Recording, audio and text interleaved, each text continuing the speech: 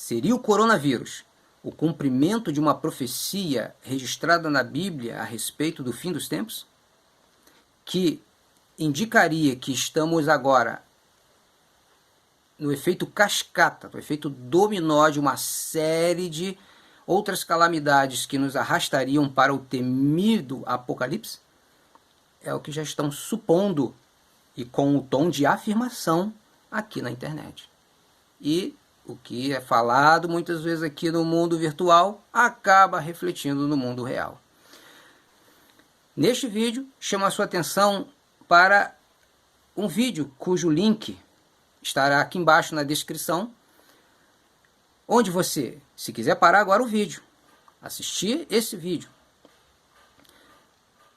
que já está sendo disseminado, e com a melhor das intenções, diz a pessoa que está lá, né, mencionando, comentando essa preocupação, essa percepção que ele teve ao fazer um estudo da Bíblia, mas que a forma como foi elaborado, ignorando alguns princípios básicos de interpretação, acaba levando muita gente, olha, a acreditar e disseminar isso. E acaba depois contribuindo, sabe para quê? Para, mais uma vez, a credibilidade da Bíblia ser questionada. E outras pessoas, ficando decepcionadas, começam a apoiar propostas, suposições de que, quem sabe a Bíblia é um livro confuso, é um livro que não é qualquer um que pode ter acesso. Porque acaba contribuindo para essa pandemia, não só essa pandemia de preocupações, de pavor sobre o fim do mundo. É agora. Agora vai. Com data e tudo. Não, agora a gente já não está falando de data, mas a gente está criando, mostrando um indicador de que, olha, já deve ter sido começado o apocalipse. De repente, semana passada. Não, mas você está falando de momentos bem específicos. Não, eu não estou falando de data. Eu não estou falando de, por exemplo, dia, hora. Mas eu estou falando que, olha, é deste momento. Se caiu num mês ou num ano, é uma coincidência. Mas eu não afirmei data nenhuma. Mas acaba contribuindo justamente para um dos alertas que Jesus deu, lá em Mateus 24, Marcos capítulo 13 e Lucas capítulo 21, onde ele disse que uma das primeiras coisas que iria caracterizar o efeito cascata de uma série de calamidades sobre o mundo que arrastaria a humanidade para o chamado fim dos tempos, né, a terrível grande tribulação, é justamente, ele disse, que ninguém vos engane. Ou seja, enganação. E depois que ele vai dissecando ali, expondo alguns desses sintomas que indicariam que o mundo estaria a caminho da chamada e temível grande tribulação, fim dos tempos, etc., ele reforça, leia com atenção lá, Mateus 24, Marcos 13, Lucas 21, ele chega a usar termos como, olha, mas não é agora. O fim não será logo. Em outras palavras, Jesus está dizendo o quê? Vocês serão levados a falsas expectativas sobre o tempo do fim, sobre o fim dos tempos, sobre a minha volta e também sobre a temível tribulação. Ele está chamando a atenção para isso. E é justamente o que nós estamos vendo de um tempo para cá de uma forma bem intensa. Expectativas e constantes, intensas, repetitivas, que estão bombardeando. Vai ter uma hora que isso vai cansar as pessoas e as pessoas vão apoiar o quê? A proposta de controle da informação de um meio geral, não só dos meios de comunicação alternativo como a internet, meios de comunicação convencional como a mídia televisiva e rádio, e também isso vai refletir até mesmo em publicações e o direito e acesso à publicação. Então, agora voltando aqui para a questão, capítulo 6 de Apocalipse, onde é mencionado o primeiro selo. O selo de um cavalo branco, cujo cavaleiro, entre outras coisas, recebe uma coroa. Pronto. É feita uma associação com um jogo de palavras e semelhanças. E aí, a palavra coroa é associado com a semelhança da palavra corona e daí coronavírus. No momento em que as pessoas estão impactadas e sensibilizadas pela maneira como está sendo abordado o assunto, de forma preocupante pelos meios midiáticos, é natural que a pessoa acabe, na sua sensibilidade, recaindo em acreditar que, olha, isso aí mesmo, não precisa falar mais nada, bate certinho. Aí a pessoa ainda vai implementar com outros detalhes que eu não vou mencionar aqui agora, mas sim num vídeo que estarei gravando de forma dedicada a isso, a considerar os vários pontos. Mas nesse particular quero chamar a sua atenção para o seguinte: o vídeo, ele pega um ponto, faz umas jogadinhas ali que te impressiona, com o uso do grego, começa a te jogar lá para trás. Só que tem um detalhe, um dos princípios da interpretação bíblica é justamente o seguinte: você tem que começar considerando o contexto imediato. O que é isso? Se você lê uma frase na Bíblia, ou um versículo, onde, para entender o que está sendo dito ali, onde o versículo por si não foi suficiente, ou o verso não foi suficiente, a frase, você tem que recorrer ao contexto imediato, que é aquilo que vem antes e aquilo que vem depois, ou aquilo que vem depois. Ou seja, aquilo que vem com o texto, que são os versos anteriores, os versos posteriores.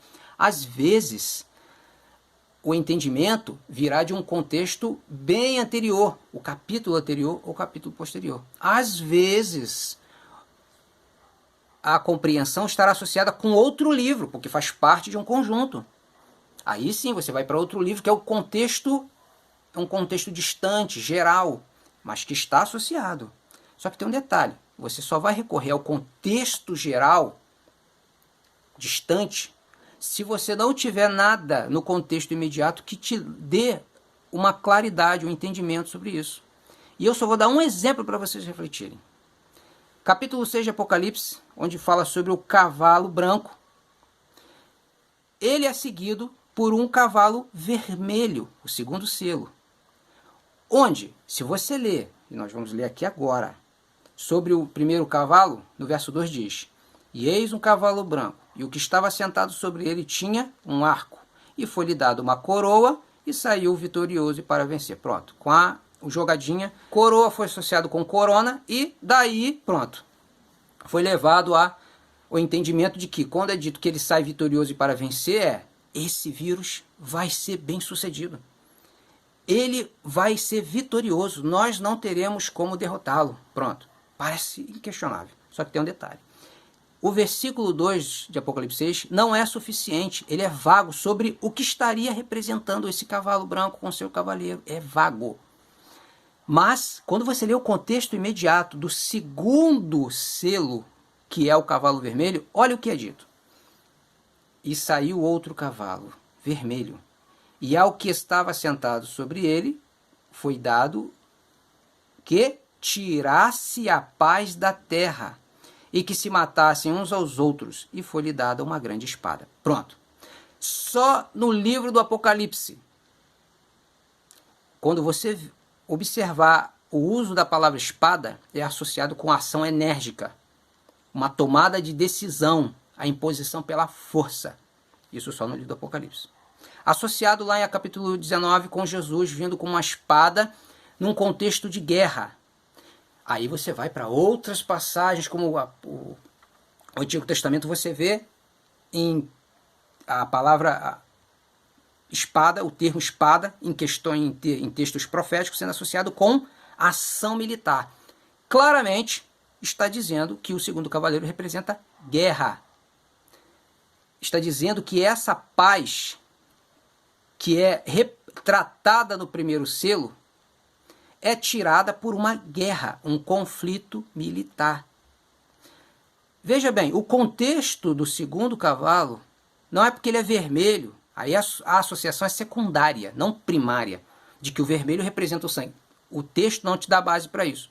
Mas a associação é inevitável quando você vê que fala de tirar a paz da terra. O oposto da paz é a guerra. E quando fala de espada, espada é associado com guerra, bom, é guerra, morte, muita gente morrendo. Enfim, ok. Note, o segundo cavalo Foi o contexto para explicar e deixar bem óbvio que o primeiro cavalo representa uma paz. Um momento de paz. Um momento de paz, se vai ser mundial, não vou afirmar aqui. Se vai ser no ambiente crítico do mundo como o Oriente Médio, é possível também. Que só para o mundo, em termos geopolíticos, no campo das ciências políticas e etc. Se acontecer paz no Oriente Médio, ainda que o resto do mundo tenha os seus conflitos ainda que de menor porte, para muita gente vai ser considerado o mundo, se não estiver de fato em paz, porque aquela é considerada uma das regiões mais críticas do mundo, está a caminho da paz. O restante vai ser tranquilo de se pacificar, porque a parte mais conflitante que o Oriente Médio foi solucionada. Enfim, não está dizendo que é uma paz mundial, se é uma paz local apenas, só está dizendo que é uma paz cuja dedução é inevitável quando você lê o contexto do segundo cavalo. Então, gente, o contexto imediato já diz que o primeiro selo é uma paz que virá sobre o mundo. Não é uma paz genuína. Sabe por quê? Porque você lê lá em 1 Tessalonicenses, capítulo 5, onde o apóstolo Paulo diz que um momento que é muito reconhecido entre os estudiosos da Bíblia como o dia do Senhor, uma época de julgamento sobre o mundo, de acerto de contas de Deus com o mundo, enfim. Esse momento, que está associado com a volta de Cristo, é antecedido por uma falsa paz e segurança.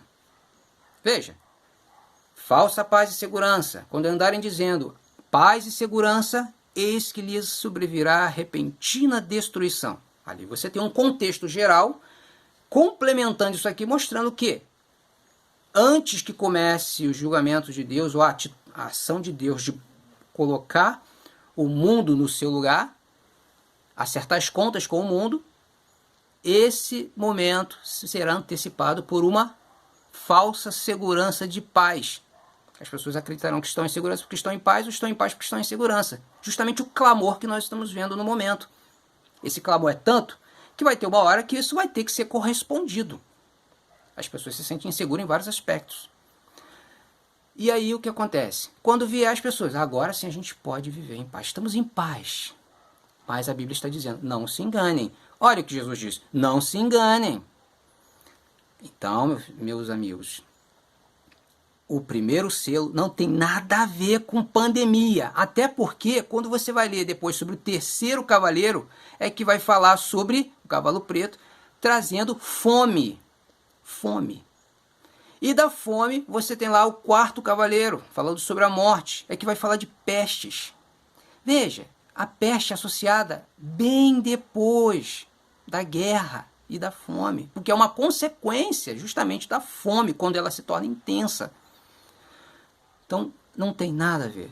Por favor, não disseminem essas coisas, ou se disseminar, mostra o vídeo, mas também mostra esse vídeo que eu estou mostrando como contraponto. A pessoa, por mais bem intencionada que possa ser, ela se equivocou, se deixou levar pela emoção do momento, a preocupação, mas não é assim. Temos que ser cuidadosos, cautelosos, para não sermos acusados de ser irresponsáveis e contribuir justamente com o que está vindo aí. Ó.